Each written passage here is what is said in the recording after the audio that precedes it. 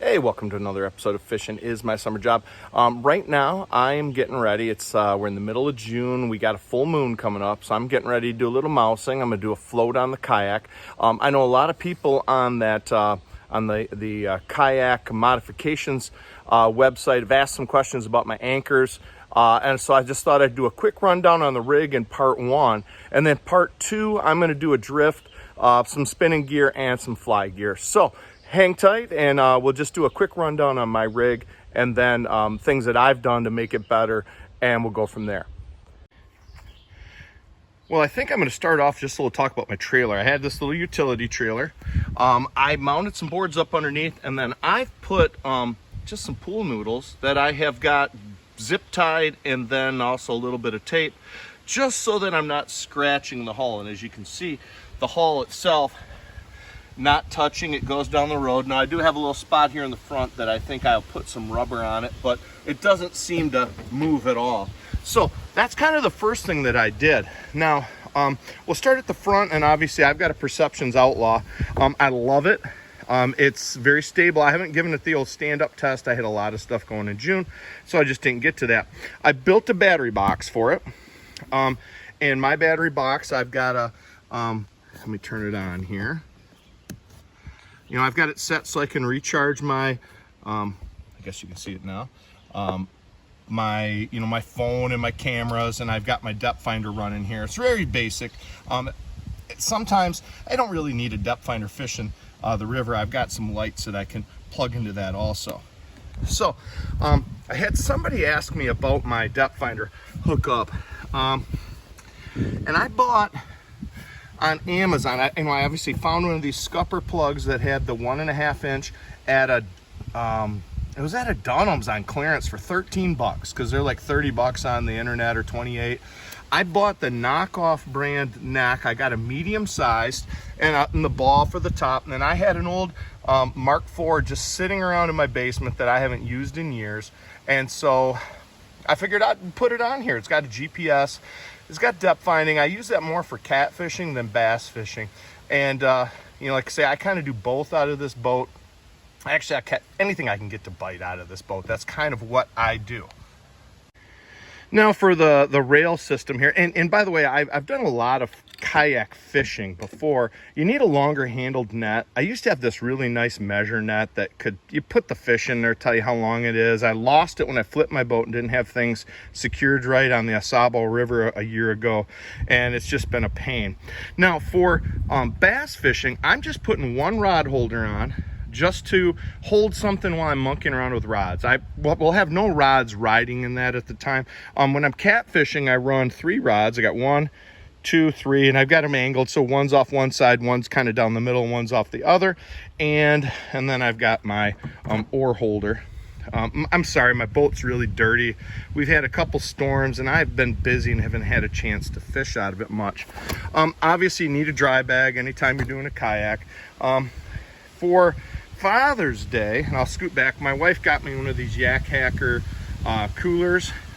Great for putting, my plan usually fishing is I pick up a few beverages, I throw a Subway sub in there, and I start about 1 o'clock in the afternoon, and I'm done about 1 o'clock at night, because this river I float, there's just really no access, so it's going to long float on it. Obviously, I took the little mesh thing, and I've just got random odds and ends. You got to have bug spray, some sunscreen. I guess I'm not as young as I used to be, so I need some glasses for tying sometimes, split shots and stuff. More or less my extra fly tying. The other thing you always need, I think, on a river is a knife. First of all, I'm dragging chain, which I'll show you later. If I ever got it snagged in a tree and I was gonna go over, I can use the knife real quick to cut chain. The other thing, I hate to say this, but you just never know who you're going to run into on the river.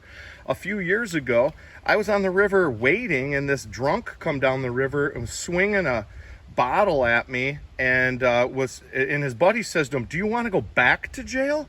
So I always keep a knife with me just in case. I mean, more or less for the ropes, but I guess if I ever had to self-defend myself, I've got something. I mean, it's not perfect, but I do have something.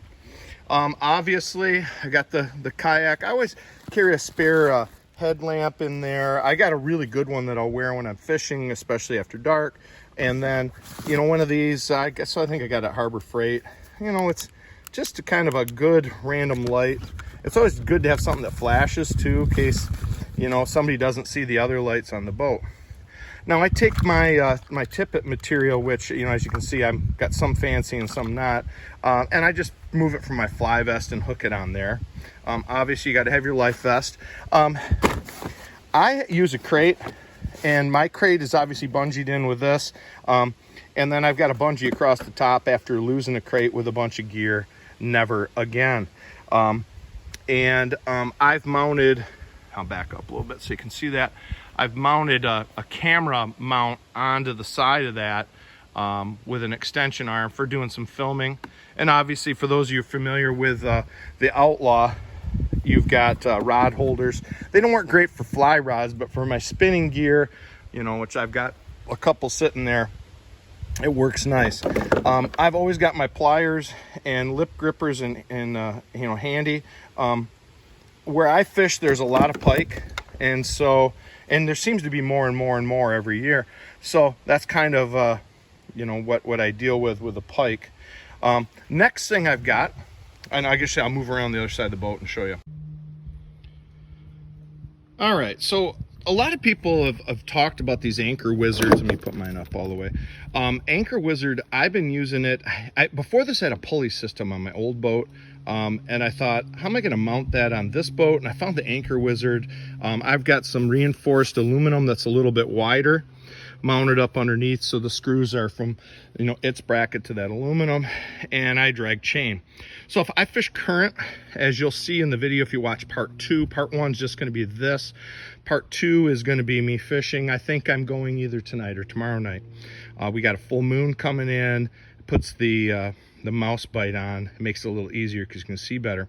But I drag chain, and you know, depending on the current, like sometimes just having it like that's enough if it's just shallow water, or I can let out what I need to. My rivers, you know, usually it's about waist deep where I'm fishing, and if it's so shallow that I can't move it, I'm probably gonna have to hop out and move the boat anyways because of the shallow and the rocks. But I just have the chute, and obviously we'll come back and show you what happens when I let the line out. I just run the line right up around the side of my boat, and it comes up to just a quick cleat, and then all I have to do, and then reset it. Now some people say, what do you do with a rope? I tend to try to tuck the rope up underneath my seat or into this pocket. I don't put anything else in this side, so that's kind of where I put it. And when this is wet, it seems to hold better than if it's dry. And then what happens is the Anchor Wizard drops out. The chain kind of is dragging behind the boat, and it does a great job of two things: keeping the boat straight and slowing us down. The last thing I'm going to talk about in this video is kind of what I'm doing. My plan is to go mousing. Now, the river that I float has got limited access, so it really is about if you're fishing it fast, you might be able to do it in 7 hours. If you're taking your time and you stop for supper, you can, you know, it can take as long as, you know, 8 to 10 hours. If you get out and fish, it'll be that same way. Mousing, I tend to do with the boat moving, and I do it anytime from like when the sun is starting to throw shadows on the water, maybe 6 o'clock, 7 o'clock and on. As you can see, the mice are pretty substantial fly. This is, I think they call it Mickey Mouse or McRat or something. I don't know the name on it. I'm not big on fly names. I just know what works. One thing I don't like about it, if you look here by my pinky, it's got a stinger hook. Now the trout guys, when they're fishing small or fishing mice, like those, because a lot of times that medium-sized trout's going to come up and grab it by the tail, and that's how they hook them. Smallmouth bass do not do that. They hammer it and they hit it to kill it. They're not trying to drown it, they're trying to obliviate it. So I usually cut those off, because what I found is those stinger hooks get caught in their gills, and I stick, like here's one that I fished last year, and it's actually a single hook model. And it's just got one hook, cuts a nice big weight. I cut the tail off it. This thing has been beat up. It's been in the mouth of a ton of different fish. But that's kind of what I do as I'm fishing with that. Before that though, I can find out right away if they're on top waters.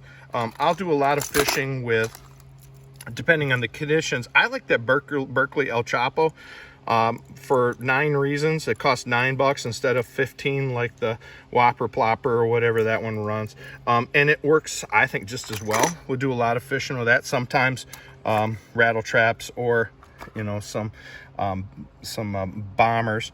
But I do a lot of fishing top water, because the water where I'm fishing is real heavy cover, and it's shallow, so those fish will come blasting out from underneath the log and just kill things. So like I say, hopefully you enjoyed this video. Like I say, it's kind of how I have my boat set up. It's nothing fancy. I try to keep it as simple as possible, so that I'm not, especially if you got to haul it across timber or through a portage. I just try to keep it as simple as possible. Usually I think with this boat I'm going to go 1 fly rod and 2 spinning rods, and see where that goes on my first float. I don't know if I'll go with my TFO or if I'll use that Cabela's. I got a Cabela's rod that just throws mice great. So that's a 8 weight, and my 5 weight TFO throws everything great, but you get those big flies, it's just another thing. Well, thanks again for tuning in. Like I say, I should have the other half of this video probably by the weekend. I'm going to get out. It's been super windy the last day or so. Hopefully tomorrow, I think, is my plan. My wife's got some plans. I'm going to have her drop me in the boat off before she goes and does hers, move my trailer to where I need to be when I end, and I'll just float for the day and have a good time. So thanks again for tuning in, and remember, fishing is my summer job.